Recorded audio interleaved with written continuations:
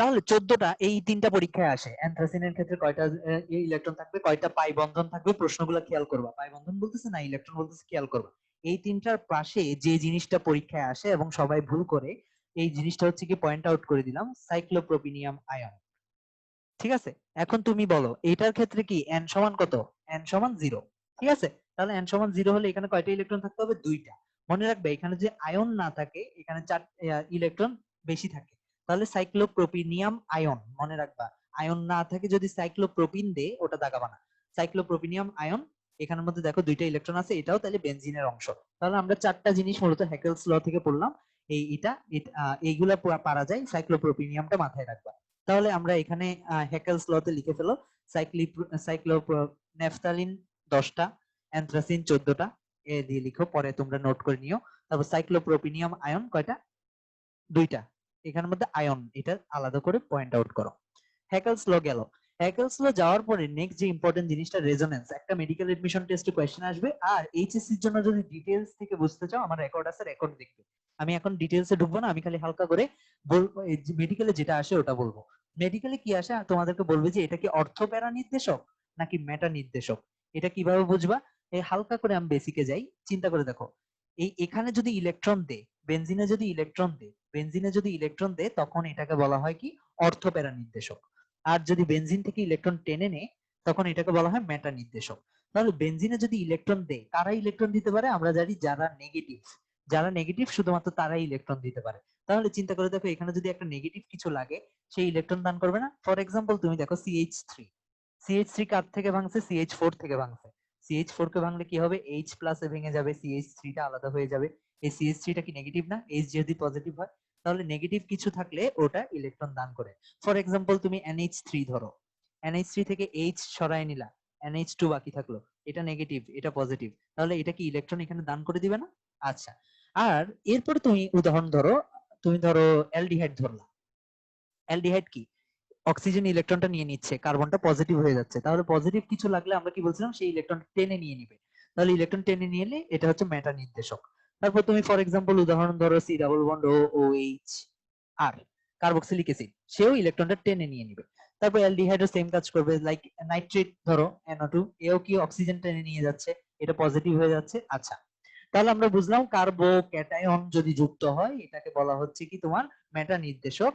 কার্বো anion যদি যুক্ত হয় তাহলে এটাকে বলা হচ্ছে কি? অর্থপ্যারা নির্দেশক। এখন কথা হচ্ছে, আমাদের তো পরীক্ষার হলে এত সময় থাকবে না যে হিসাব করে করে বের করব কোনটা কার্বো অ্যানায়ন, কার্বো ক্যাটায়ন। আমরা কিভাবে মনে রাখবো? অর্থপ্যারা নির্দেশক সবগুলো হচ্ছে সিঙ্গেল বন্ড।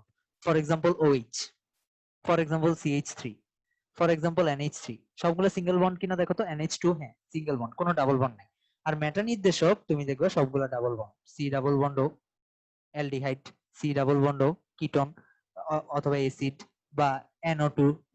ঠিক আছে, তাহলে তোমাদের জন্য এখন প্রশ্ন, তোমাদেরকে যদি সালফার মূলক দেওয়া হয়, এখন আমরা যদি বলি সালফার মূলক এখানে অ্যাটাচড হয়েছে, তাহলে তুমি এটাকে কি অর্থপ্যারা নির্দেশক বলবা নাকি মেটা নির্দেশক বলবা? কি মনে হয়? Obviously meta. Obviously meta. Meta. Very good. তোমাকে যদি আমি এখন ওই ডিএনএ এর ক্ষেত্রে যেরকম ফসফরিক অ্যাসিড ছিল ওটা দিই, কি বলবা? ডাবল বন্ড থাকলেই ওটা হচ্ছে মেটা। ওকে, মোটামুটি এগুলা ছিল এক্সাম্পল অর্থোপেরা মেটা থেকে একটা মেডিকেল এডমিশন টেস্টের জন্য খুব ইম্পর্টেন্ট। আচ্ছা, হালকা করে একদম হালকার উপর ঝাপসা কথা বলে দিচ্ছি, যাদের একদম ডিটেইলস বেসিক থেকে বোঝার ইচ্ছা তারা এই এখন যে টপিকটা পড়াচ্ছি এটা এইচএসসি এর জন্য একটু করে জেনে রাখো। ধরো কেউ একজন ইলেকট্রন দিল এখানে, ঠিক আছে? ইলেকট্রন দিলে কি হবে তুমি চিন্তা করে দেখো, এখানে ইলেকট্রন চলে আসছে, এটা হালকা করে বলে দিচ্ছি। এখানে ইলেকট্রন আসছে, তাহলে এখানে যে বন্ডটা ছিল সে ভেঙে যাবে। বন্ড ভেঙে কোথায় যাবে? অবশ্যই এজে যাবে, কারণ আমরা জানি এজ গুলাতেই কার্বন থাকে। CH CH এরকম এজ গুলাতেই কার্বন থাকে, এটা দিয়ে আমরা সব সময় জানি। তাহলে এজে কার্বনের মুখে চলে যাবে ইলেকট্রনটা। যখন মুখে যাচ্ছে, তারপরে আমরা কি জানি? পাশের কার্বনের সাথে সে একটা বন্ড এটা শেয়ার করবে। পাশের কার্বনে যখন শেয়ার করবে, এখানে যে কার্বনটা ছিল সে আবার এজে যাবে। সে যখন এজে যাচ্ছে, তাহলে সে কি করবে? পাশের জনের সঙ্গে শেয়ার করবে। সে যখন এখানে আসতেছে, পরেরটা এখানে এজে চলে যাচ্ছে, এভাবে হচ্ছে কি মুভ করে রেজোনেন্সটা তৈরি হয়। এটা একদম in details crystal clear basic লাগলে তোমরা ইয়াতে যাবা, কারণ এটা বুঝাতে গেলে এখন মানে এটা মেডিকেল এডমিশন টেস্টের সাথে কোনো সম্পর্কই নেই, এটা আসবেই না জীবন। যেটা আসবে ওটা আমি বলে দিছি, অর্থোপ্যারা আর মেটা। আচ্ছা, ঠিক আছে। নেক্সট যে জিনিসটা আমরা পড়বো, অর্থোপ্যারা ম্যাটার যদি বোঝা হয়ে যায়, বেনজিনের অ্যাটাচমেন্ট, বেনজিনের সংযুক্তি বিক্রিয়াগুলো সম্পূর্ণ আলাদা হয়। বেনজিনের অ্যাটাচমেন্ট গুলো পড়বো। তোমরা 5টা অ্যাটাচমেন্ট পাবা, যেগুলো এইচএসসি এর জন্য খুব বেশি ইম্পর্টেন্ট, আর হচ্ছে গিয়ে তোমার মেডিকেল এডমিশনের জন্য কি ইম্পর্টেন্ট আমি বলে দিচ্ছি। 5টার স্টেপই আমরা পড়বো, যদিও এইচএসসি এর জন্য লাগে স্টেপগুলো মেডিকেল এডমিশনের জন্য, যাতে ভিতর থেকে কোয়েশ্চেন আসলে আমরা পড়তে পারি। তাহলে স্টেপগুলো আমরা যে কোনো একটা শিখবো, বাকি সবগুলো মিলাবো এটার সাথে। তাহলে একটা আমরা শিখি তো। আমার কি এটা রেডি করা ছিল মোস্ট প্রবাবলি, একটু দাঁড়াও তো, আমার এটা কি রেডি করা আছে কিনা দেখি। রেডি করা থাকার কথা। কোথায় গেল, কোথায় কোথায়?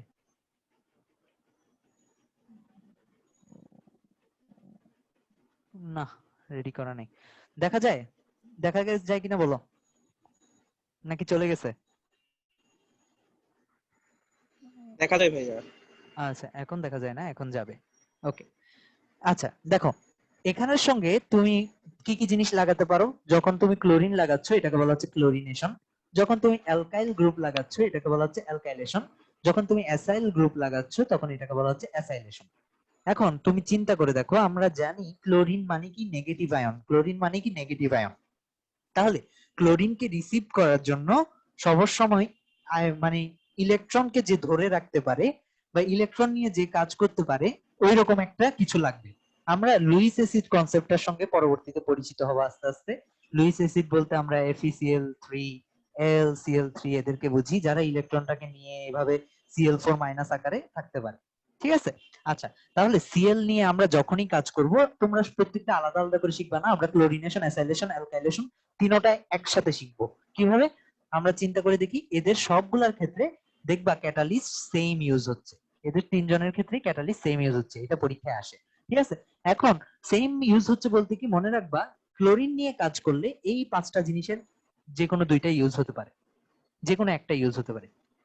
5 LCl3 FeCl3, কারণ কি আমরা জানি ক্লোরিনকে এরা ধরার ক্ষমতা রাখে। ঠিক আছে, আচ্ছা এখন আমাদের যে জিনিসটা এখান থেকে জানতে হবে, এটা হচ্ছে কি এখান থেকে যে কোনোটা ইউজ করা যায়, কিন্তু তোমাদের বইয়ে যখন শুধুমাত্র ক্লোরিনেশন করতেছে, এটার উদাহরণ দিছে FeCl3 দিয়ে। LCl3 দিয়ে কমপ্লিটলি ম্যাথ হবে, সমস্যা নাই, হয়তোবা অন্য কোনো বইয়ে LCl3 দিয়ে হয়েছে, কিন্তু আপাতত তোমাদের বই যেহেতু নাক ফলো করে, সো আমরা সিএল ক্লোরিনেশনটা FeCl দিয়ে মনে রাখবো, বাকি দুইটা LCl3। ঠিক ভাই আছে, এই বইয়ে তো LCl3 ইউজ করছে। হ্যাঁ হ্যাঁ হ্যাঁ, বিভিন্ন বইয়ে আমি তো বললাম হাজারির বইয়ে LCl3 দিয়ে দিছে। হাজারির বইয়ে LCl3 দিছে। কোনটা? অ্যালকাইল ক্লোরিনেশন কি বলিস? হ্যাঁ হ্যাঁ ভাই, এই যে হ্যালোজিনেশন, শুষ্ক LCl3 দেওয়া আছে এখানে। আচ্ছা তাইলে তো হয়ে গেল, তাইলে আমি তো বললামই শুরু থেকে এই এলসি আমারটা মেবি তাইলে পুরানো বই, আমি তাহলে এটা আলাদা করে মনে রাখারই দরকার নেই। মনে রাখবি তাইলে সবগুলাই AlCl3 দিয়ে, মূলত AlCl3 ও মনে রাখার দরকার নেই, মনে রাখবি লুইস অ্যাসিড AlCl3 FeCl3 দুইটার একটাই বসতে পারে। ইনকেস যদি দুইটা অপশন কখনোই এভাবে দিবে না, একসাথে দিবে না, ইনকেস যদি দুইটা অপশন একসাথে দিই, তখন বইয়ে যেটা আছে ওটাই বরাবর বসাতে হবে। ঠিক আছে, হাজারি যেটা বলতেছে ওটাই করা লাগবে। আচ্ছা, এখন আমাদের যে জিনিসটা করা লাগবে, এই FeCl3 বা AlCl3 এই জিনিসটা, তাহলে ফার্স্ট স্টেপটা কি আমরা দেখবো কিভাবে ভাঙে। আচ্ছা, প্রথমে আমরা সিএল শুধুমাত্র ক্লোরিন দিয়ে দেখি। ক্লোরিন আমরা জানি দুইটা একসাথে লাগলে এটা বিষম বিভাজন হতে পারে, বিষম বিভাজন হতে পারে, হয়ে কি হয়, একটা পজিটিভ হয় আর একটা নেগেটিভ হয়। এখন আমরা চিন্তা করি, একটা নেগেটিভ হইলো একটা পজিটিভ হইলো, আমাদের বেনজিনের প্রতি কোনটা অ্যাট্রাক্টেড হবে? বেনজিনের প্রতি কোনটা অ্যাট্রাক্টেড হবে? যেটা পজিটিভ অবশ্যই সেটা, কারণ আমরা জানি বেনজিন হচ্ছে ইলেকট্রনের স্বর্গ, এখানে যাবে। আর নেগেটিভটা কোথায় চলে যাবে আমরা জানি, এটা নেওয়ার জন্য লুইস অ্যাসিড আমরা রাখছি, AlCl3 রাখছি, আর FeCl3 রাখছি, AlCl4- তৈরি করবে। তাহলে ফার্স্ট স্টেপটা কি, ভেঙে আমরা দুই ভাগ করলাম, দুইটা আয়ন পজিটিভ আর নেগেটিভ তৈরি করলাম। পজিটিভটা এখানে গেল, যাওয়ার পরে কি হবে মনে রাখবা, এখানে বেনজিনে কিন্তু সবগুলো বন্ড করা ছিল, এরকম বন্ড করা ছিল, কিন্তু যেই মুহূর্তে পজিটিভটা আসতেছে, ওকে ধরার জন্য একটা বন্ড ভেঙে যাবে। আমরা জানি একটা বন্ড ভেঙে গেলে কি হয়, হাত বের হয়ে আসে। হাত বের হইলো, হাত বের হলে তুমি চিন্তা করো এখানে এসে ক্লোরিনটা অ্যাটাচড হইলো। এবার তোমরা একটু সেন্স দিয়ে চিন্তা করো, এই পয়েন্টটা পরীক্ষায় লাগবে। তুমি যখন বন্ডটা ভেঙে ফেলছো, হাতটা বের করে ফেলছো, এখানের একটা কার্বন ছিল, এখানের একটা কার্বন ছিল, দুই কার্বনের মধ্যে কার ক্ষতি হয়েছে চিন্তা করো তো, ক্ষতিটা কার হয়েছে? ক্ষতিটা এই কার্বনের হয়েছে না? আচ্ছা, আজান দিচ্ছে, এই অংশটা থেকে আমরা আবার শুরু করব। আজান পড়া দেওয়া পর্যন্ত আমরা একটু পজ দিই।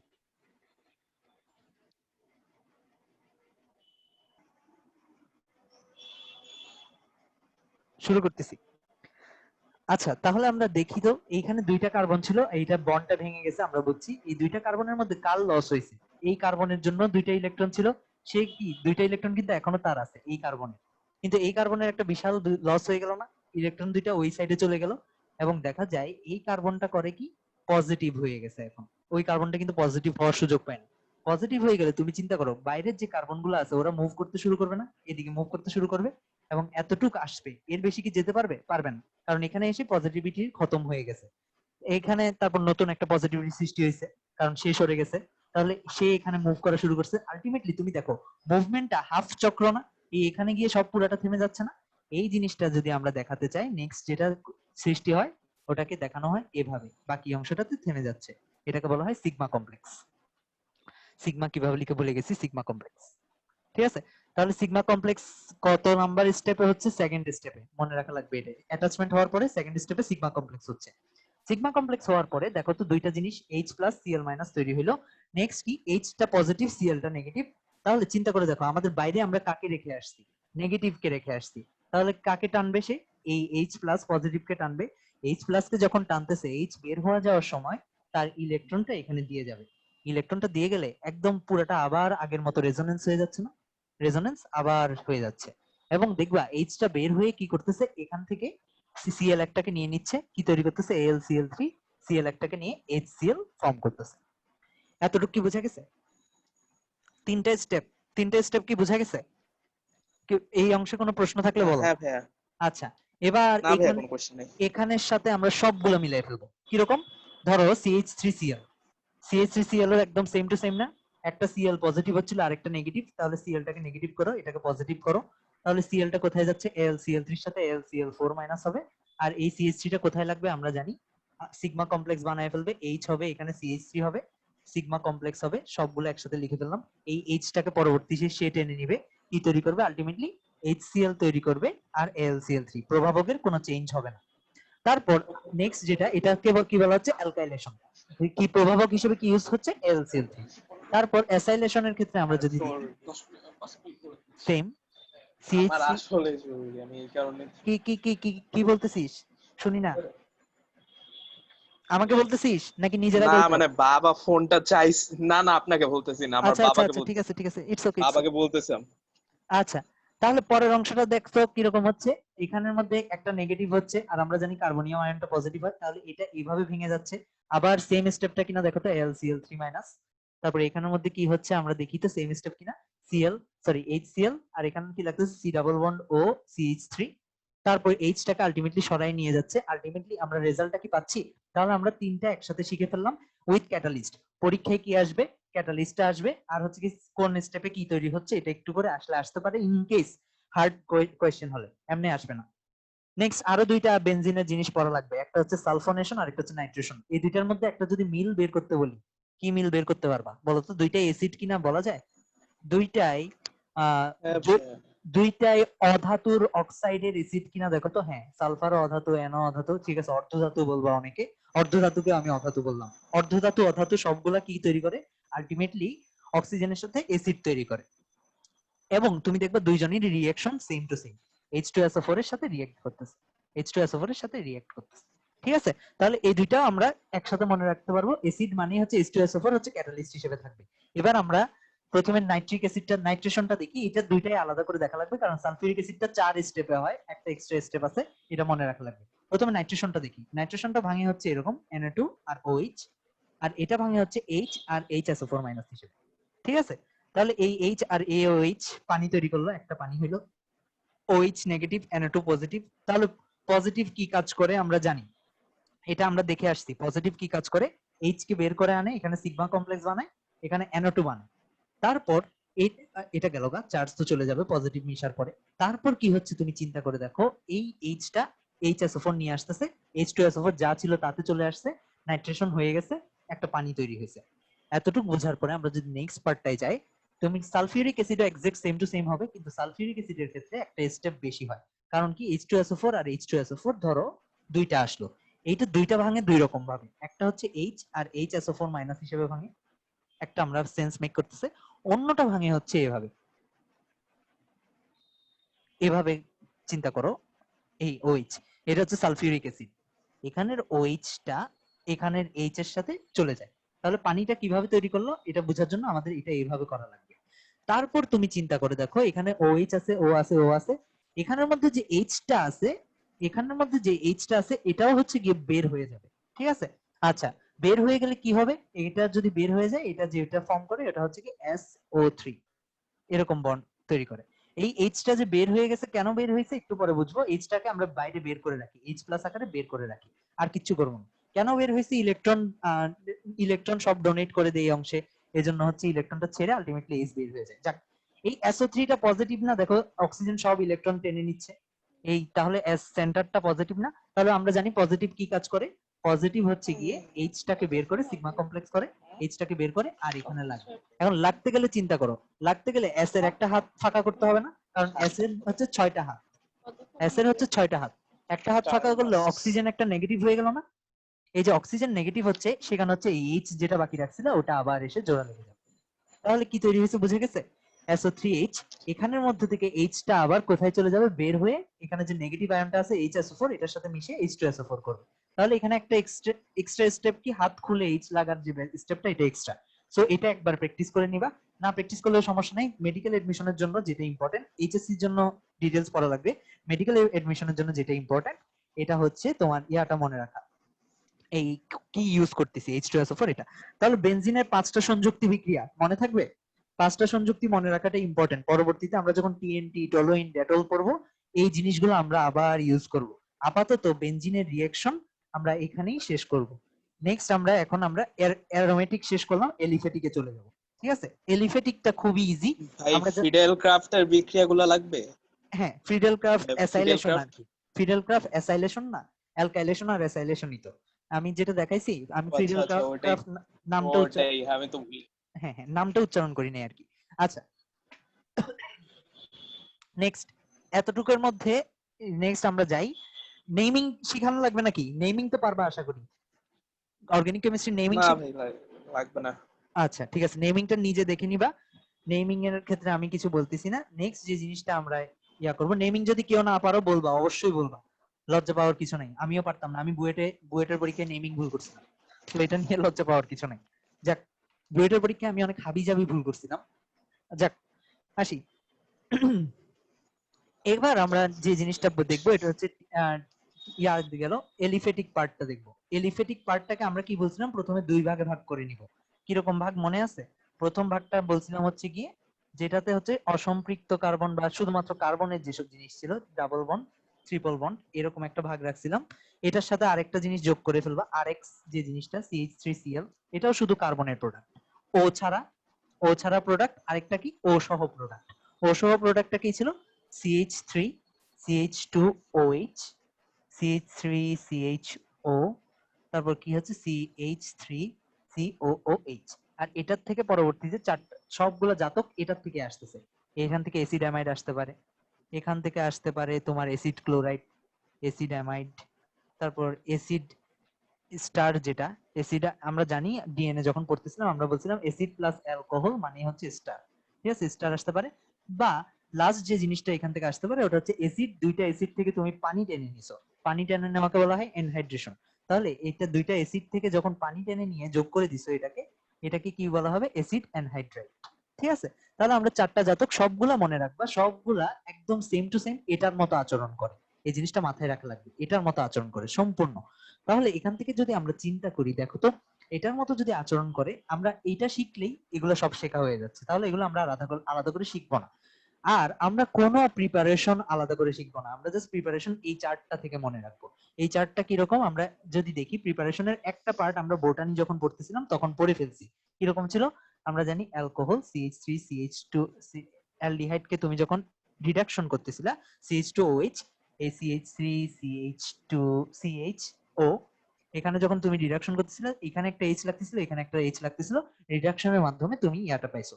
আবার এটাকে যখন অ্যাসিডকে যখন রিডাকশন করতেছিল এটা আসতেছিল, রিডাকশন মানে ও বের করে দিচ্ছিল, H যোগ করতেছিল। ওকে, তাহলে এখান থেকে ও ও যুক্ত যে এরিয়াটা আমরা জানি, ও যুক্ত যে এরিয়াটা, এখান থেকে ও ছাড়া এরিয়াটাতে যাওয়ার প্রসেসটা কি? ও যুক্ত এরিয়া থেকে ও ছাড়া এরিয়ায় যাওয়ার প্রসেসটা হচ্ছে ওটাকে বাদ দিতে হবে। আমরা সবগুলা প্রসেসে দেখতেছিলাম এইচ বাদ দিচ্ছে, রিডাকশন করতেছে। একটা মাত্র স্টেপ যেটাতে ও বাদ দিতে হবে, ওখানে কি হবে, H2O বাদ যাবে, রিডাকশনের সাথে একটা পানীয় বাদ যাবে।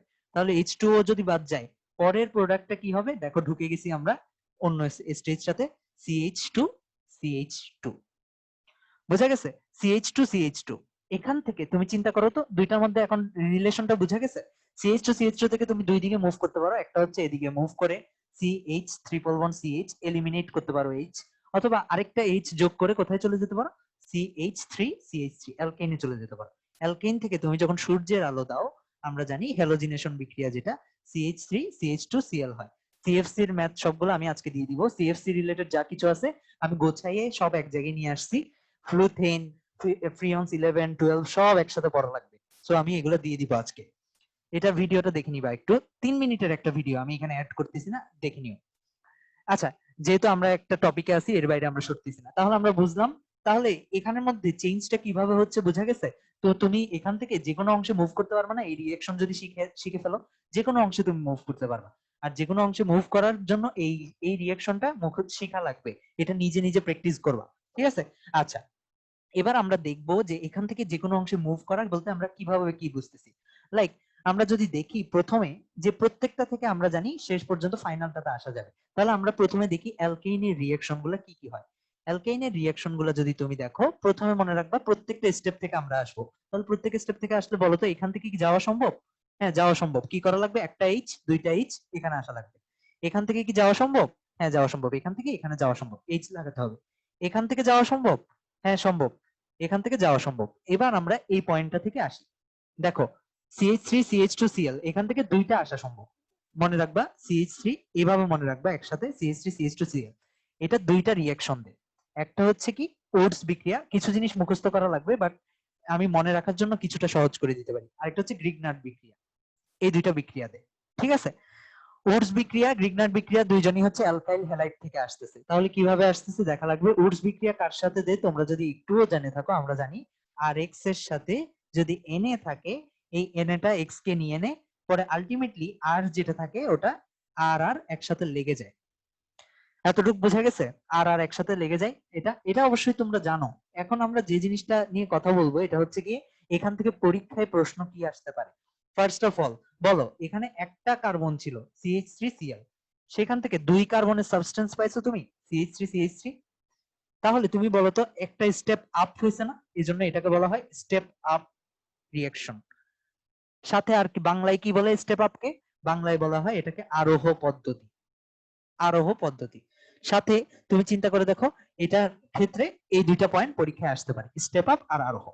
এখানের সাথে আরেকটা জিনিস মনে রাখবা, তোমরা আমাকে বলো সোডিয়াম আমরা কেরোসিনের মধ্যে রাখতাম না, মনে পড়ে? সোডিয়ামকে আমরা পানিতে রাখতাম না, সোডিয়ামকে আমরা কেরোসিনে রাখতাম, মনে পড়ে? মনে পড়ে? একটু একটু বলো, কেরোসিনে রাখতাম কেন, মনে পড়ে? সোডিয়ামের সঙ্গে পানি দিলে হাইলি রিঅ্যাক্টিভ, রিঅ্যাক্ট করে হচ্ছে কি বার্স্ট করবে, মনে জি ভাই, পড়তেছে? মনে পড়ছে। হ্যাঁ, হ্যাঁ হ্যাঁ ভাই, মাঝে মধ্যে ভাই এই যে বাতাসের সংস্পর্শে আসলেই হ্যাঁ, বার্স্ট করে, বার্স্ট করে। আচ্ছা, করে, এর জন্য তারপর ইয়ে হ্যাঁ, আরেকটা জিনিস মনে করো তো, দেখো তো সোডিয়ামের পাশে একদম এক হাত ডানে সরলে আমরা ম্যাগনেসিয়াম পাই। তাহলে ম্যাগনেসিয়ামের প্রপার্টি আর সোডিয়ামের প্রপার্টির মধ্যে মিল থাকবে। মিলটা কি, ম্যাগনেসিয়ামও যদি বাতাসের সংস্পর্শে রাখো, এটাও হচ্ছে গিয়ে একটা রিস্কি প্রোডাক্ট তৈরি করতে পারে। এরা হাইলি অ্যাক্টিভ, হাইলি অ্যাক্টিভ। এবার তোমরা অর্গানিক কেমিস্ট্রির একটা, আমরা একটু সামনে যাই, অর্গানিক কেমিস্ট্রির আরেকটা বেসিক আমরা ইউজ করি এখানে। আমরা জানি সবচাইতে ইনঅ্যাক্টিভ অর্গানিক কেমিস্ট্রির মলিকিউল কোনটা, কেউ কি বলতে পারবে? সবচাইতে ইনঅ্যাক্টিভ যদি একটা নাম বলতে হয়, সবগুলাই মোটামুটি অ্যাক্টিভ, সবচাইতে ইনঅ্যাক্টিভ তোমরা আজকে যদি একটু বইটা ঘুরে, মিথেন মিথেন মিথেন নাকি? কোনটা কোনটা, হ্যাঁ হয়েছে হয়েছে, ether ether ether ether, ether, very good, ether, ether. তাহলে তুমি চিন্তা করো, তুমি যখন সোডিয়াম নিয়ে কাজ করতেছো, ম্যাগনেসিয়াম নিয়ে কাজ করতেছো, অনেক এগুলো কষ্টে। বার্স্ট করতে পারে না? বার্স্ট করতে পারে, দ্যাটস ওয়াই তুমি দেখবা এখানের মধ্যে ইথার দিয়ে দেওয়া হয়। এখন ইথারটা, প্রশ্নে ইথারও থাকবে, শুষ্ক ইথারও থাকবে। কেন শুষ্ক ইথার ইউজ করা হয়? পানি দিলেই বার্স্ট করবে, দ্যাটস ওয়াই শুষ্ক ইথার ইউজ করা হয়। তাহলে আমরা কি মনে রাখতে পারবো গ্রিগনাট ও শুষ্ক ইথার, ওটস ও শুষ্ক ইথার? কেন? সোডিয়াম আর ম্যাগনেসিয়াম দেখে মনে থাকবে। তাহলে গ্রিগনাটটাও আমরা দেখে ফেলি একই সাথে।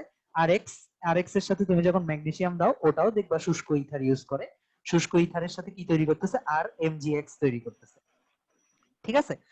এবং গ্রিগনারটা 1 কোটি স্টার। গ্রিগনারটা এখন আমার সাথে পুরোটাই শিখে ফেললো। গ্রিগনারটা 1 কোটি স্টার। আমি একদম বেসিকটা বলে দিই, তারপর এখানে আবার আসতেছি।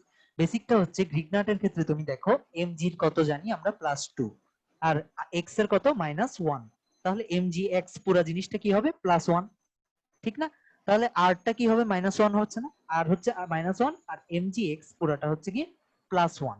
আচ্ছা, এই এতটুকু বোঝার পরে মনে রাখবা গ্রিগনাটকে বলা হয় ইউনিভার্সাল কম্পাউন্ড, এবং এখান থেকে একটা মেডিকেল এডমিশন টেস্টে আসতে পারে। যে কোনো একটা এডমিশন টেস্টে এখান থেকে পাবা এই বছর, এটা একদম ফর শিওর।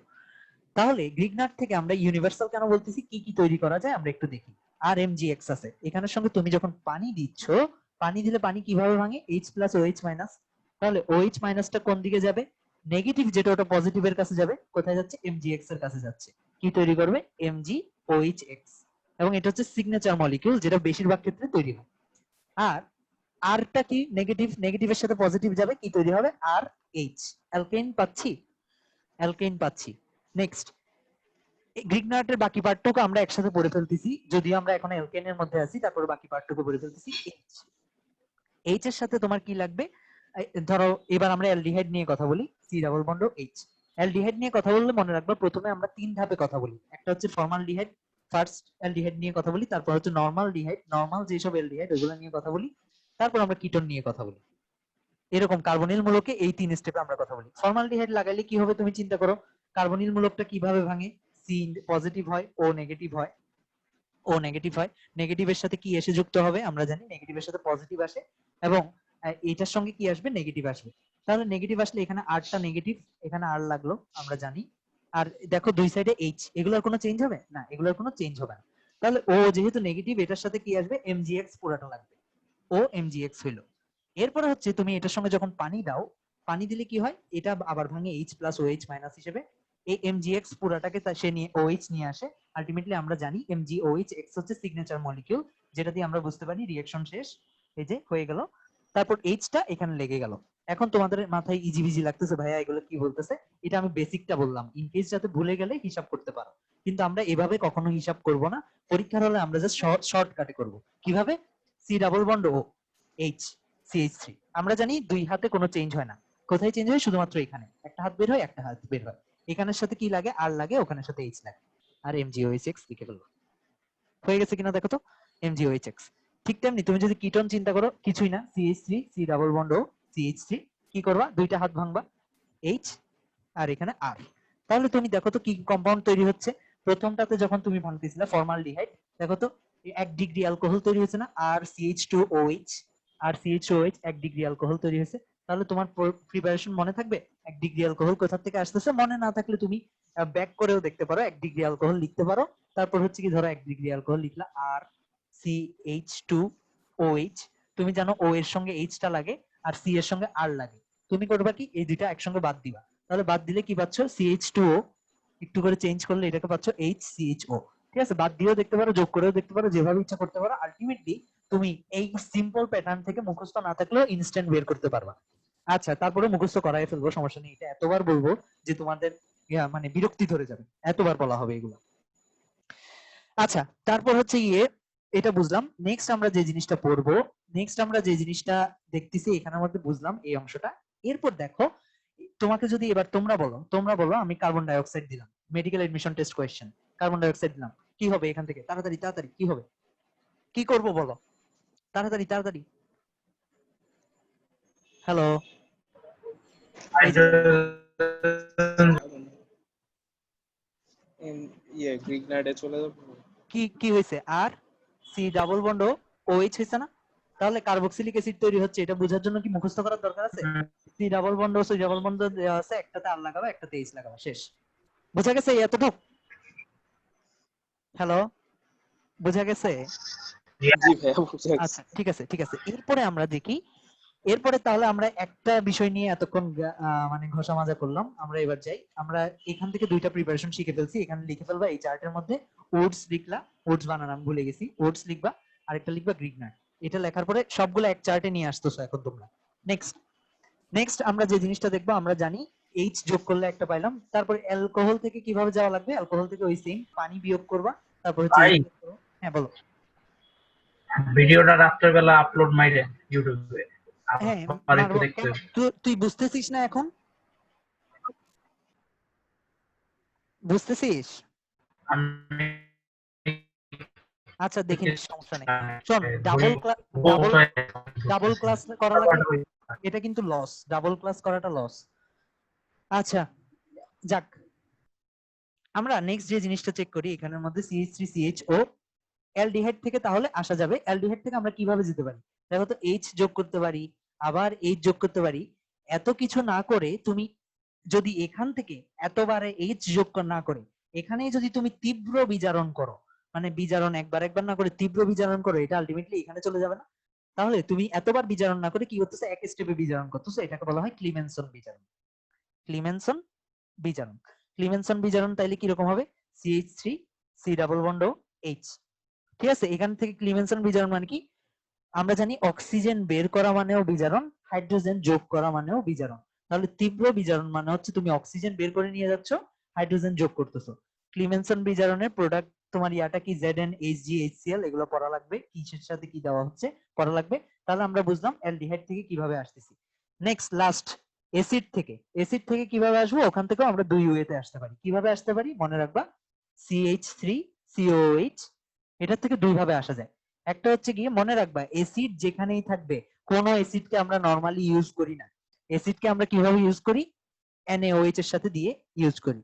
তাহলে NaOH এর সাথে যখন আমরা দিচ্ছি, এটা কি তৈরি করবে আমরা জানি, CH3 কোনা। মনে রাখবা অ্যাসিডকে কখনো ডিরেক্ট ইউজ করা হয় না। তাহলে আমরা কোনা থেকে আসবো, কোনা থেকে দুই ওয়েতে আসতে পারে। আমরা জানি এই অ্যাসিটিক অ্যাসিড নিয়ে আমরা কি পড়ছিলাম, কোব। কোব সংশ্লেষ একটা প্রসেস, আর একটা প্রসেস কি, ডিকার্বক্সিলেশন। ডিকার্বক্সিলেশন, ডিকার্বক্সিলেশন মনে রাখবা, ডিকার্বক্সিলেশন কার সাথে হবে? সোডা লাইমের সাথে। একটু মুখস্থ রাখা লাগবে। সোডা লাইম মানে কি? সোডা মানে হচ্ছে সোডিয়াম হাইড্রোক্সাইড, আর লাইম মানে আমরা জানি ক্যালসিয়াম অক্সাইড। এটাও একটা মেডিকেল এডমিশন টেস্ট কোয়েশ্চেন।